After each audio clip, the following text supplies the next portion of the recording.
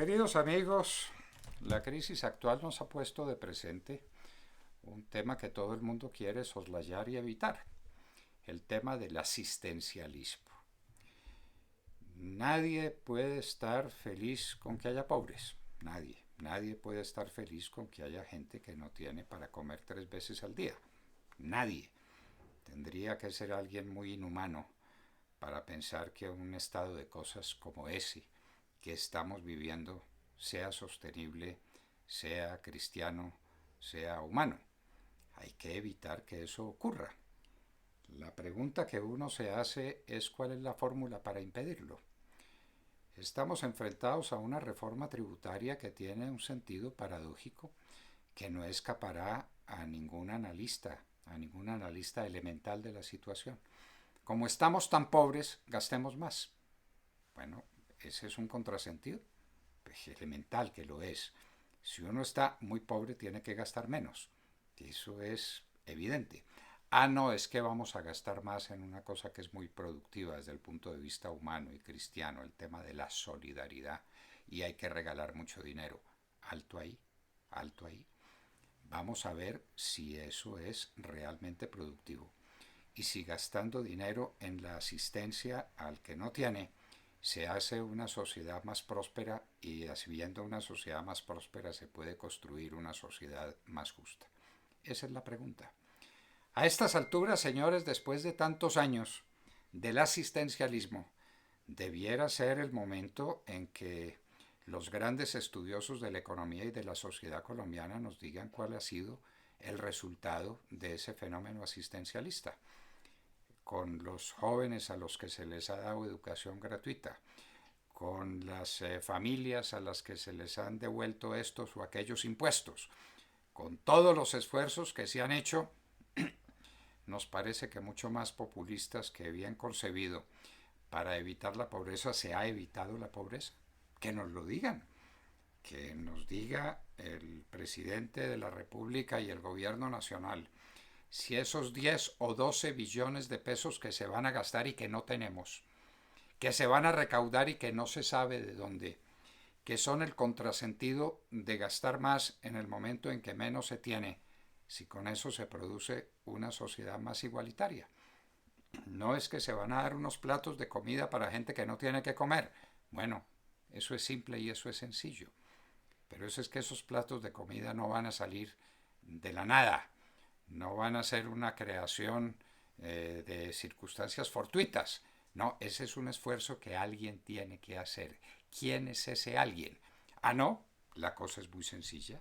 Los que más tienen, que hagan un esfuerzo adicional. Y entonces ahí uno se pregunta esto cómo es.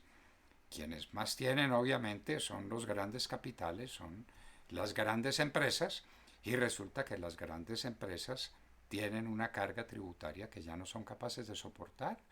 70% para simplificar de carga tributaria supone que el capital no es productivo, que no es negocio hacer negocios, que nadie está pensando en formar empresas en un sitio donde se las grava tan duramente. Esa es una realidad. Si uno estuviera solo en el mundo, si no compitiera con nadie, si no tuviera que referirse en su productividad a la productividad de los demás, pues santo y bueno. Uno solito resuelve que va a gastar mucho dinero en algo que se necesita y que se necesita de manera tan apremiante como dándole comida al que no tiene. Si es que eso de verdad se hace, porque ese es otro punto del asistencialismo. ¿Con cuánta eficacia llega a la gente más pobre? Ya hemos tenido lo que se llama una devolución del IVA que cubre no sé cuántas centenares de miles de familias. ¿Ha llegado la plata donde corresponde? ¿Esas familias están mejor? ¿Esas familias han salido de la pobreza? Ah, no, son temas que hay que examinar, pero que hay que examinar objetivamente y realmente. El gasto público puede ser el camino del bienestar, el camino de la productividad. Un gasto público bien dirigido y bien hecho. Mire que en los Estados Unidos lo están proponiendo y el señor Biden está convenciendo a la sociedad americana de que hay que gastar mucho para estar mejor. pero lo está proponiendo gastando mucho en carreteras, en puentes, en puertos, en un gran desarrollo de las obras públicas que propusiera Keynes como fórmula para salir de la Gran Depresión de 1930. No ha propuesto el señor Biden que se vayan a aumentar los impuestos y que se vaya a hacer un gran gasto público para socorrer a los que menos tienen. Bueno, ya lo hizo de alguna manera con 1.900.000.000.000 de dólares de gasto. ¿Eso qué efecto produjo? Desde el punto de vista social, desde el punto de vista de una realidad que está ante nuestros ojos. ¿Ha mejorado las condiciones de productividad? ¿La gente ha salido de la pobreza o simplemente ha podido tener un paliativo para su situación inmediata, pero sin efectos para el futuro? La sabiduría popular a la que hay que consultar de tarde en tarde dice que a la gente no hay que regalarle un pescado, sino que hay que enseñarle a pescar. Esa es la simplificación de un problema muy de fondo y de una realidad que hay que atender.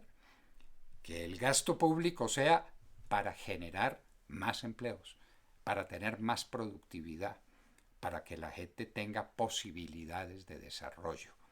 Eso es lo que hay que hacer. El gasto público en exceso es un gasto público que retrae la inversión, que desestimula a la gente y que nos conduce a una mayor situación de pobreza. En suma, señores, que hay que mirar el asistencialismo, por impopular que eso parezca. ¿Cómo va a haber gente que en estos momentos donde hay tantos pobres se obstine en decir que no hay que darle más regalos a los pobres? Esa es una simplificación indebida de un hecho que es muy de fondo. No se trata de darle comida a los pobres, por nosotros que le dieran comida a todos y que a través de darle comida a todos gratuitamente se resolviera el problema social. ¡Qué maravilla fuera! Habríamos encontrado la piedra filosofal y habíamos resuelto el problema económico. El asistencialismo. ¿Qué efectos reales ha producido? ¿Qué efectos reales va a producir? Ese gasto que propone el presidente Duque, con el que piensa pasar a la historia de los grandes asistencialistas y de los grandes benefactores de la humanidad, esos 10 o 12 billones de pesos, ¿qué bienestar van a generar? ¿Cómo van a cambiar la suerte de los pobres?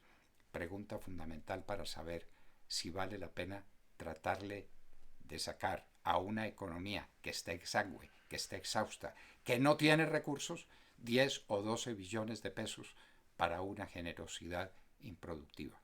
Que si lo fuera, nadie se quejaría, nadie la obviaría. Pero lean ustedes, si lo pueden leer, si tienen tiempo para eso, un libro que se hizo famoso en la historia de la economía, Libertad de elegir o Free to Choose, de Milton Friedman. En esos gastos públicos que en los Estados Unidos también se hacen, conducen a un enriquecimiento sólido, real de la sociedad, o al contrario, a lo que conducen es a mayor desorden, a menor estímulo para trabajar, a una situación social que nadie desea, el de gente que está prendida del gasto público y del asistencialismo con una especie de profesión no escrita. Hay que discutir el tema asistencial, señores, estando todos de acuerdo en que desde el punto de vista cristiano no hay nada más hermoso que el San Martín que rompe su capa en dos para darle la mitad de la capa a un pobre. Claro que sí, la caridad cristiana, por supuesto, pero convertir la caridad cristiana en un precepto tributario, eso ya supone una distancia que hay que examinar. Y hacerlo por la fuerza, hay que mirarlo de cerca. ¿Cuáles son los resultados y cuáles son los efectos finales de ese estudio, de ese esfuerzo? Lo estamos diciendo cuando estamos en vísperas de una reforma tributaria, la más extraña que nos han presentado nunca. Que en momentos en que todos reconocemos que no hay dinero, hay que empezar por gastar más dinero.